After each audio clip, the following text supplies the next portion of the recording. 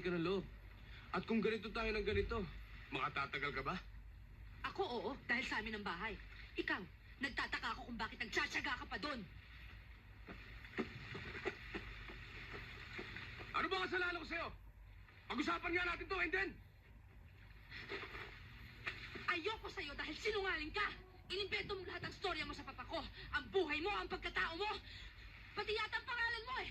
Kung naging tapat ka lang sana, kung magtatapat ka lang sana ng katotohanan, kung hindi mo sana niloloko ang papa ko, pati na rin ang tita Agnes ko, pati na rin lahat ng mga kasamahan namin sa bahay.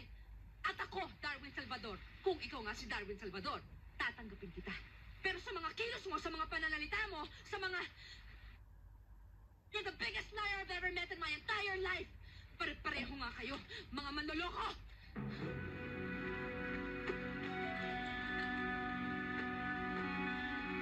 Diyosa!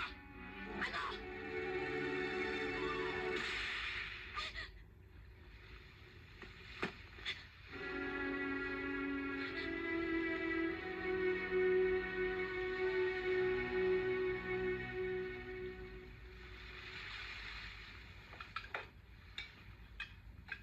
Sige na,